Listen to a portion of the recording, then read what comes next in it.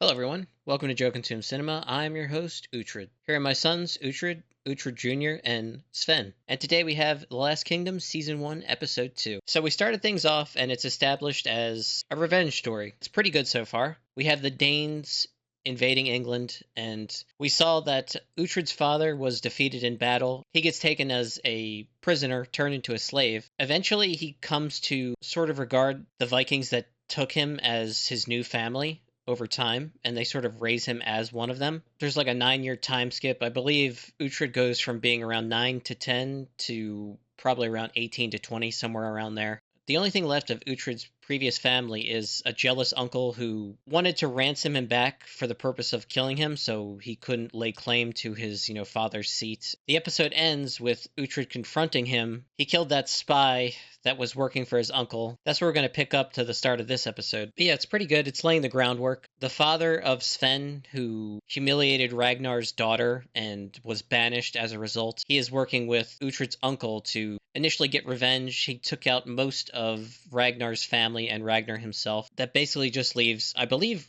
I'm not sure if Ragnar's son was there or not, and Uhtred, his surrogate son. But yeah, there's a lot in the works. It's just getting started, but I can already tell I'm gonna like it. So yeah, as always, please remember to blank, blank, and blank. Channel's doing really well. Just need to catch my watch hours. We're probably gonna hit 3,000 subs this week, which is gonna be cool. I have something big in the works to start the new year. That will be revealed in time. Other than that, I have a Blue Sky social account, so if you like, feel free to make an account, and you can give me a follow over there, Joe Consume Cinema. With that, let's get right to the episode. His uncle's in hot pursuit. Covering his tracks nice. Good stuff. Now he knows you're alive. He keep looking for you. Let him. I'm going to kill him. Take back what's mine. We have Abba. We go to him with our story. And with his army, we avenge Ragnar's death. It's not going to be that simple. I'm going to guess that Abba is going to decline to help.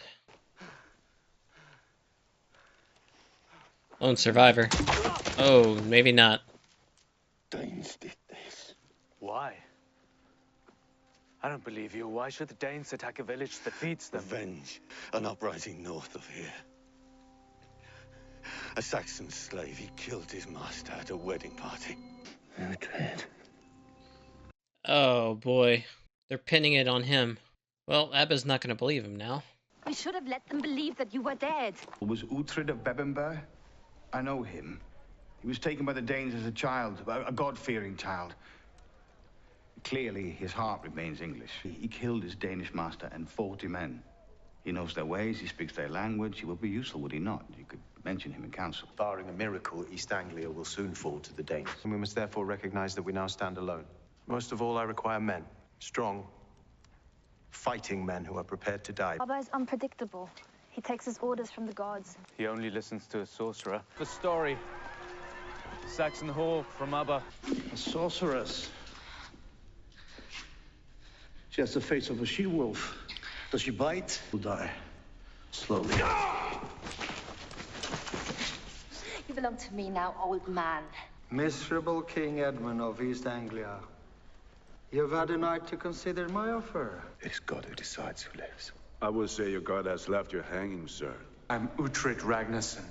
I'm here with the truth of how my father died. Yes, you are Ragnar's slave, and you killed him. I don't know what stories you've heard, but Ragnar was killed by his own, by Danes. Who is it? That is Saint Sebastian. The Emperor of Rome, on discovering that Sebastian had found God, ordered him to renounce his faith. He refused. So then the Emperor ordered that he be filled full of arrows. And yet, he lived. You must be baptized. You must stand in a barrel of water and they pour more water over you. They want to wash me? No. You scent upset. Prove to me your God is great. Prove it. We shall shoot arrows at you, and if you survive, we will all be washed, including Guthrum here. I will continue to be king, but we will dispense with the need for the baptisms. But you claim your God is all-powerful. I want it proven. Archers? Shoot.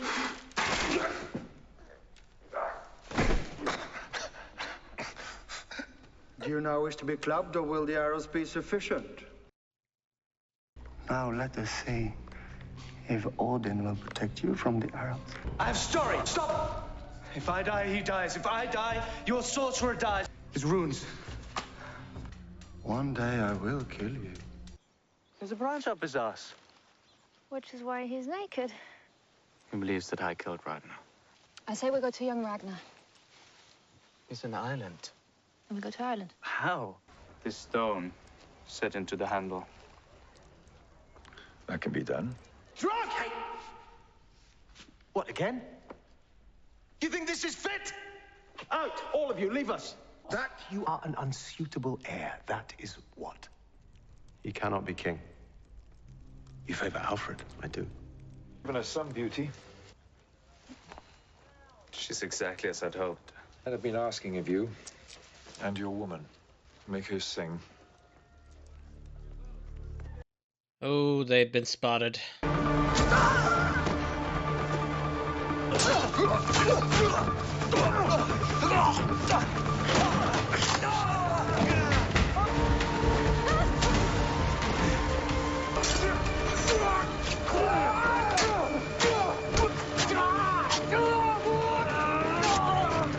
Breda, the horses are just there. Damn. If we're dead to the Danes, we have no choice. There is no England. The Danes have England. No, there is one place south of here.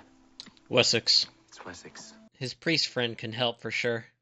We have business with the king, Ethelred. Do you not understand English? Is that what you're speaking, Arsling? Sound like a Dane. Father Beoka. My goodness. You know this Arsling, Father? I do. Yes, I do. You're fully grown.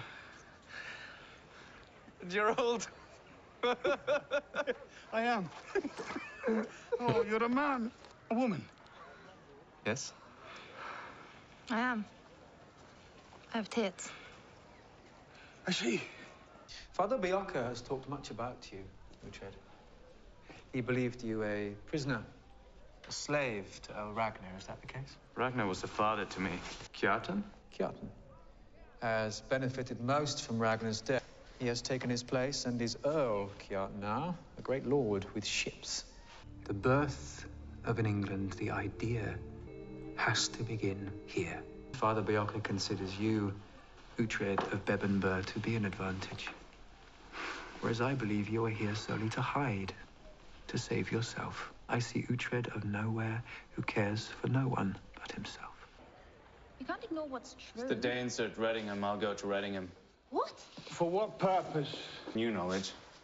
You know where they're settling, but you don't know why. I know his soul. Father Beoka, he has no soul. Alfred needs to know about the Danes, and I need to win his trust. You think he'll deliver you Bebbanburg? What if you're wrong? Crow's feet. They'll be marching within days, Lord. I'm sure of it. How can you possibly be sure of it? The ground is sodden all They around. made It their makes no sacrifices. sense. The ordinary warriors they've caught and killed birds, jackdaws. They'll first seize a town rich with grain and livestock. I believe Amundum is such a place. Which is the army. place called Ashes Hill, Lord. You would choose, or Guthrum would choose? I've seen it. The pass narrows. You cannot be outflanked. I say we march to Ashes Hill. But take him. Take them both, make them secure. My lord? What is this? He was telling the truth. Nos tuis armis periculis. And command! For God! For Wessex! For England! Okay, took some time just to gather my thoughts. So that was episode 2. Pretty damn good. Uhtred and Breda came up with a plan to tell the story of what happened to Ragnar, how he was betrayed, but there's another story that's floating around because of, I forget his name, but the shipwright and his son Sven, who ultimately betrayed Ragnar and killed most of his family, that Uhtred was the one who killed Ragnar and his family and did it for revenge. It's the current narrative, and it's widely believed. Uhtred and Breda go to the Dane king, Abba, try to tell him the story. They take his seer story as a hostage just in case it goes south. Uhtred tries to convince him that no, it was really the shipwright and his son that betrayed Ragnar. He doesn't believe him. The culture clash and the religious clash in the episode, how the Danes have no respect for Christianity and, religions of others. And it was pretty humorous how he tested the faith of that one English king by enacting the story of Saint Bartimaeus getting shot with arrows and living despite it. It's pretty funny, in my opinion. But yeah, they kind of don't have any place to go, so the only kingdom left of England is Wessex. They make their way there. The priest friend of his initially went there after his father was slain, and is kind of like his only real ally. They meet with the king's brother Alfred, who's very suspicious of him. To kind of gain their trust, Uhtred spies on their behalf and tells them of the Danish army to the south that's preparing to march, and they don't believe it, so they take them prisoner, but they still check it out. And sure enough, the episode ends with the beginnings of a battle there. So Uhtred was telling the truth. I'm guessing he's going to be freed next episode if things go well, and I think things are going to go well. They had the high ground, they had the numbers, and I would expect that England is going to win that fight. But yeah, the story is progressing nicely. It's moving at a pretty fast pace. I am enjoying the show. Still trying to learn all the names, but that will come with time. But yeah, that's pretty much all I got. So as always, thanks for watching, and peace.